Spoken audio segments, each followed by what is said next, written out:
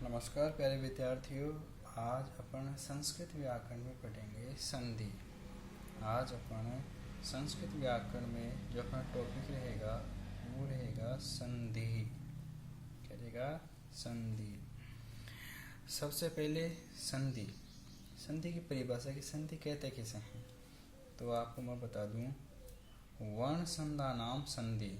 वर्ण संधानाम संधि। वर्ण संधानाम संधि अर्थात वर्णों के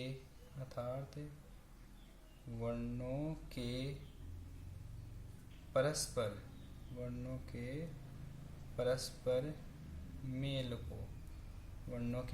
मेल को संधि कहते हैं। वर्णों के परस्पर मेल को संधि कहते हैं। तो ये हो जाएगी संधि की परिभाषा कि वर्ण संधानाम संधि। वर्णों के परस्पर मेल को संधि कहते हैं। वर्णों के परस्पर मेल को क्या कहते हैं बच्चों? संधि। अब संधि के भेद तो देखो अपन देखेंगे संधि के भेद। तो आपको मैं बता दूं, संस्कृत व्याकरण में जो संधि होती है वो मुख्यतः उसके 3 भेद होते हैं। संधि के कितने भेद होते हैं? 3। संधि के संस्कृत व्याकरण में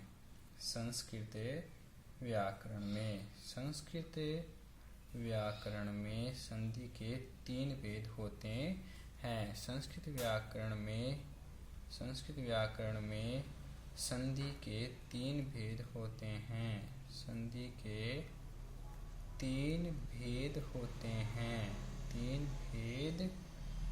हैं। यानी कि जो संस्कृत व्याकरण में जो संधि होती है वह 3 प्रकार की होती है। देखो, जो पहली संधि है वो है अच संधि। क्या है? अच संधि। अच को ही कहते हैं स्वर। तो ये हो जाएगी स्वर संधि। क्या जाएगी? स्वर संधि।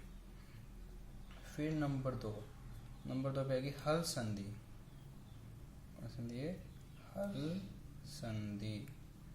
हल संधि। देखो, हल में जो व्यंजन वर्ण होते हैं वो सारे आ जाते हैं, इसलिए इसको कहते हैं व्यंजन संधि। क्या कहते हैं?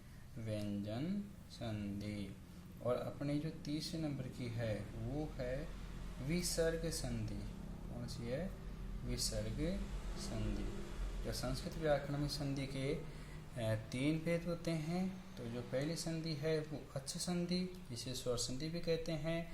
जो दूसरी है वो है हल संधि, जिसे व्यंजन संधि भी कहते हैं। और जो तीसरी है वो है अपनी विसर्ग संधि। अब अपन एक एक करके इनको पढ़ना शुरू करते हैं।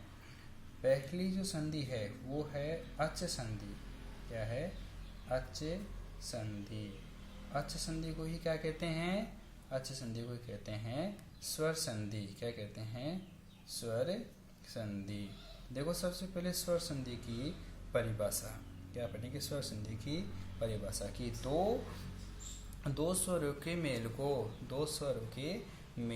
स्वर संधि कहते हैं। 2 स्वरों के मेल को स्वर संधि कहते हैं।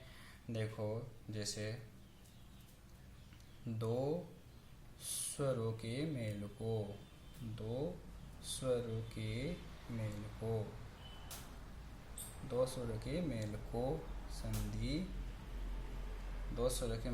स्वर संधि कहते हैं। स्वर संधि कहते हैं। अब जैसे संधि है, संधि के 3 भेद बताए, अच संधि, हल संधि और विसर्ग संधि। वैसे ही जो अच संधि है, कौन सी संधि है? अच यानी कि स्वर संधि। इसके भी मुख्यतः 7 भेद होते हैं और वो 7 ही अपन को पढ़ने होंगे। कितने भेद होते हैं? 7। देखो, जो पहला भेद होता है यानी कि स्वर संधि का जो पहला भेद है वो है यण संधि। कौन सी संधि है? यण संधि। यण संधि। और जो दूसरी है वो है गुण संधि। कौन सी है? गुण संधि। और जो 30 नंबर की संधि है वो है अयादि संधि। कौन सी है? अयादि संधि। और जो नंबर 4 पे आएगी वो आएगी वृद्धि संधि। कौन सी है? वृद्धि संधि। बाकी को मैं इधर लिख लेता हूँ। और नंबर जो 5 पे आएगी वो आएगी आपकी दीर्घ संधि। कौन संधि है? दीर्घ संधि। और जो 6 नंबर पे है वो है पूर्ण रूप संधि। कौन सी है? पूर्ण रूप संधि। और जो नंबर 7 पे आएगी वो आएगी पररूप संधि। पररूप संधि। तो ये यण संधि, नंबर 1 गुण संधि, नंबर 2 अयादि संधि, नंबर 3 वृद्धि संधि, नंबर 4 दीर्घ संधि, नंबर 5 पूर्वरूप संधि, नंबर 6 और पररूप संधि नंबर 7।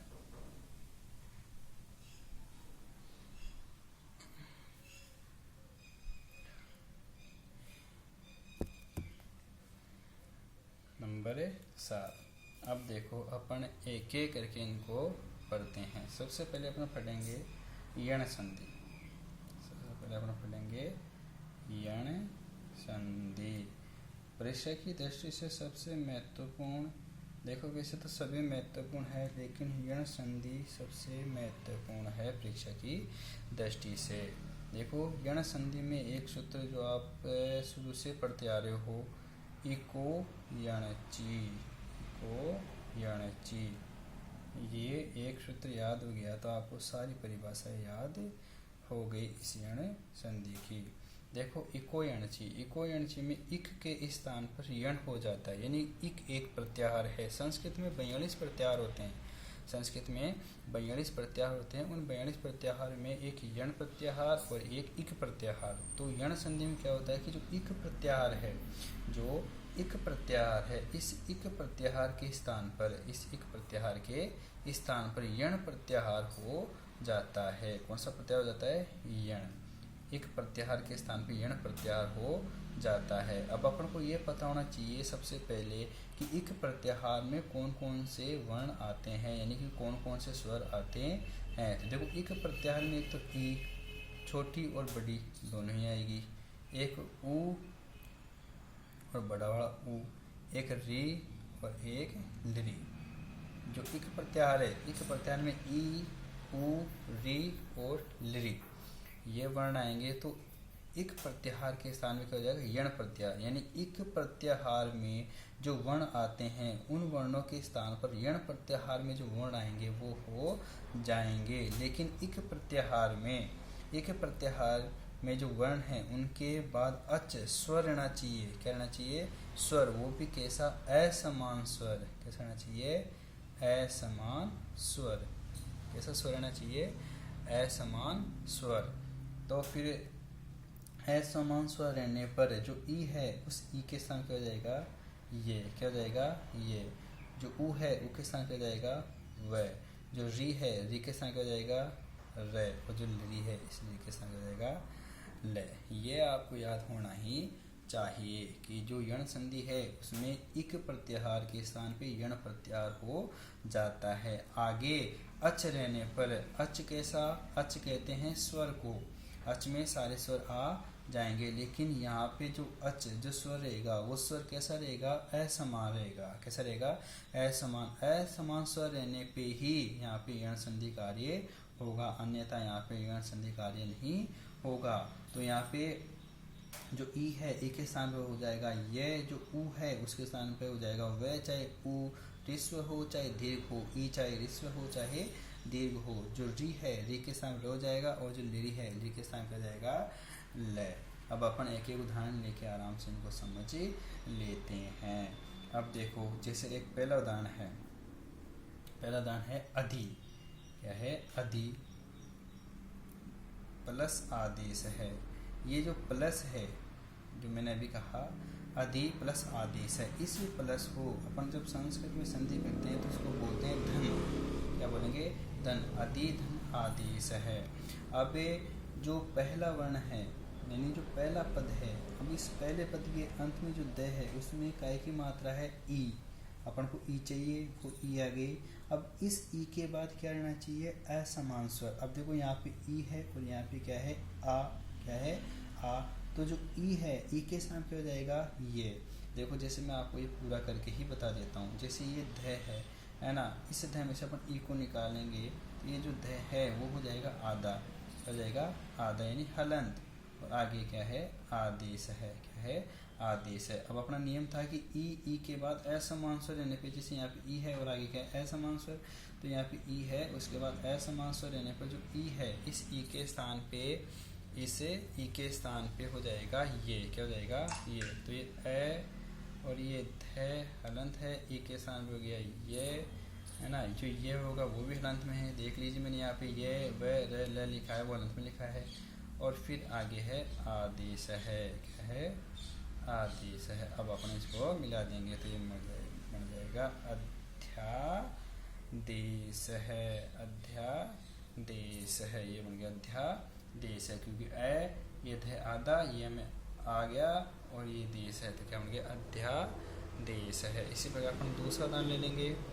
जैसे है शुद्धि धन उपास्य, शुद्धि धन उपास्य। अब देखो जो ई ह्रस्व हो चाहे दीर्घ हो, दोनों के ही स्थान पर क्या होता है ये। अब शुद्धि में जो द है उसमें क्या है ई की मात्रा, है ना, क्या है ई की मात्रा। और ई के बाद क्या रहना चाहिए असमान स्वर। अब यहाँ पे ऊ क्या है, वो है असमान स्वर, क्योंकि यहाँ पे क्या है ई। अब अपन इसे ई के साथ क्या करेंगे ये, तो ये इस ई बड़ी वाली जो ई है उसको निकाल लेंगे और आगे है उपास्य, क्या है उपास्य।